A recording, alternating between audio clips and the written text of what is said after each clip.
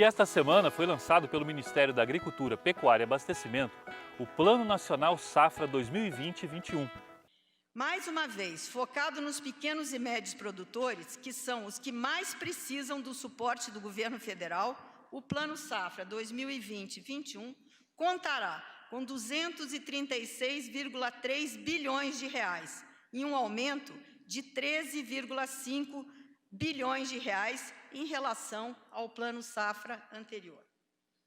Desse total, 179,4 bilhões são para custeio e comercialização e 57 bilhões de reais para investimentos nos diversos setores produtivos do agro. São valores que foram corrigidos muito acima da inflação do período. Destaco que 65% do crédito rural serão aplicados a taxas de juros controladas. Os pequenos produtores rurais terão 33 bilhões de reais para o financiamento do PRONAF e os médios produtores rurais 33,1 bilhões por meio do PRONAF.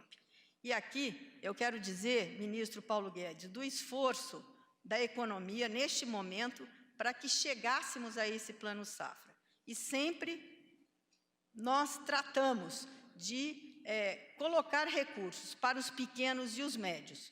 O governo fez, através da medida provisória do agro, a 897, que se transformou em lei, ela criou condições também para que o mercado tivesse facilidades e modernização para que colocasse recursos, não recursos controlados, mas recursos das instituições financeiras, mais recursos para o agro brasileiro.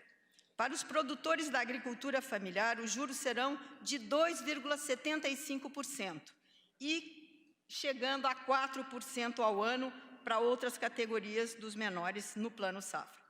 Como prometido, graças ao sucesso observado desde o ano passado, ampliamos para 1,3 bilhões de reais a subvenção ao prêmio do seguro rural.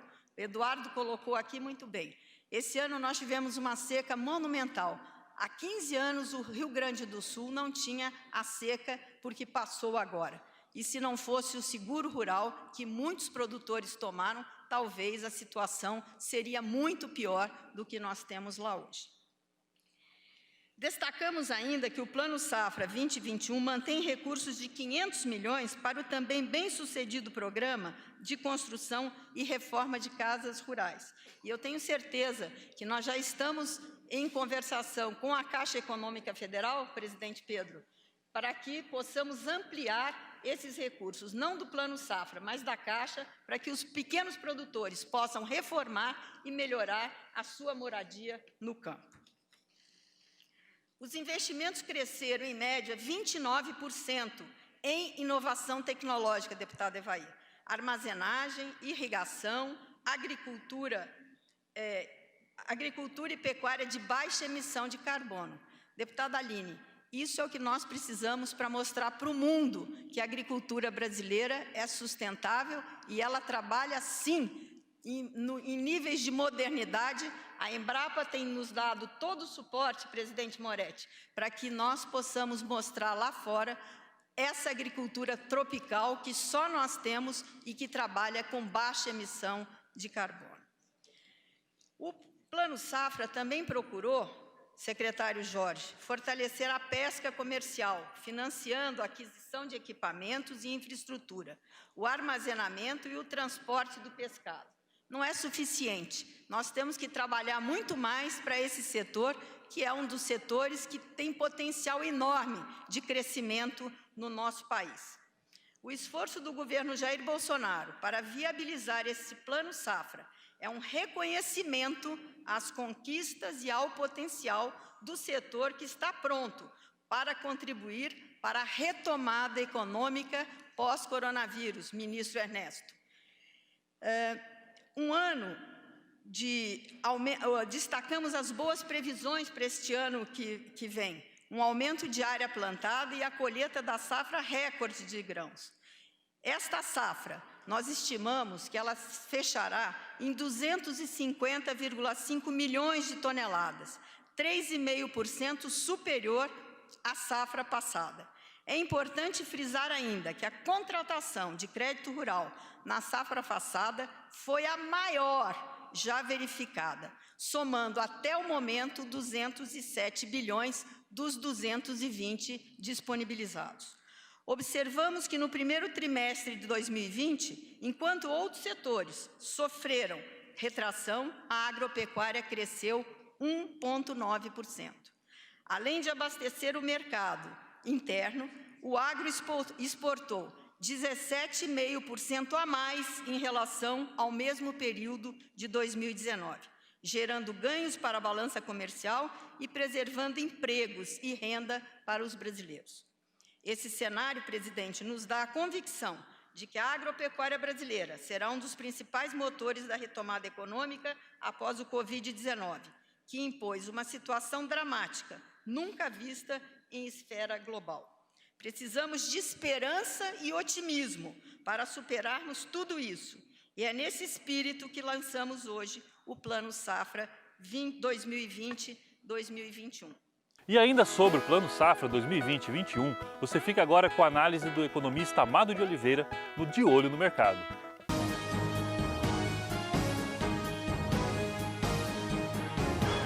O Brasil conheceu hoje o seu Plano Safra para o ano de 2020 e 2021, ou seja, a safra agrícola, ela começa num ano e termina no outro.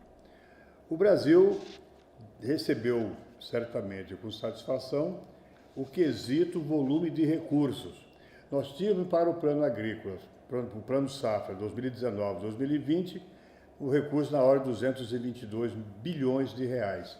Esse volume saltou para um pouco mais de 236 bilhões de reais, ou seja, um aumento efetivo de 6%. A ministra vinha discutindo e dando a entender que o Plano Safra 2020-2021 ele ia focar custeio e os pequenos e médios produtores. E isso a gente percebe pelos números que fez valer. Ou seja, os custeios para os grandes produtores saiu de 127 bilhões para 130, um aumento efetivo de 2,6%. Claro que com recursos equalizados reduziu-se um pouco, caiu de 28 para 24. Recursos equalizados são aqueles recursos que utilizam esse recurso do Tesouro Nacional para reduzir a taxa dos impostos. Mas a grande notícia é para os médios produtores. E aqui eu quero fazer um parêntese, que essa boa notícia, ela é bastante favorável para o segmento da pecuária de corte, onde 90% dos pecuaristas de Mato Grosso tem até 500 cabeças, ou seja, ou ele é pequeno ou ele é médio produtor. Para esse público, os médios produtores, o volume de recursos subiram de 23,7 bilhões para 29,3, ou seja, um aumento de 23%. E o volume de recursos equalizados, que eram em 2019 e 20, 11,7 bilhões, ele subiu para 17,36 bilhões de reais, ou seja, 47,5%.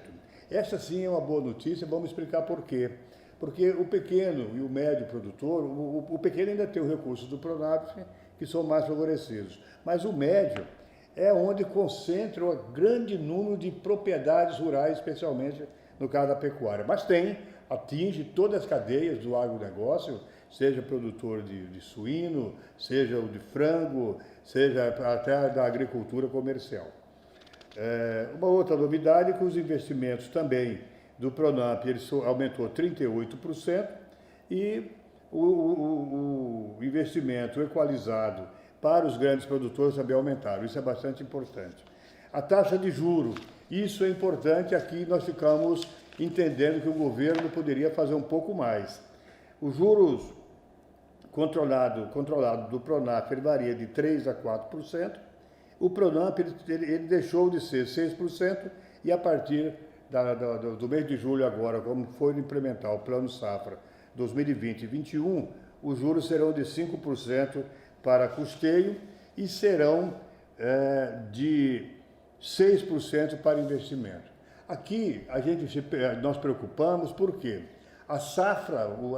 o Plano Safra que nós estamos terminando, termina agora em junho, em julho já é o Plano Safra 2020 e 2021, nós vamos conviver já com esse volume de recursos aqui tratados, com já o final da pandemia e as consequências desse período de pandemia. Então nós entendemos que a taxa de juros para 2021 especialmente, ela é muito alta e nós esperamos que, mesmo ela estando elevada, que o governo e seus agentes, especialmente os oficiais de créditos, eles façam valer o que está sendo divulgado agora. Não basta ter um belo plano safra e, ao final, em 2022, você não ter realizado 100% dos volumes disponibilizados e divulgados na imprensa brasileira.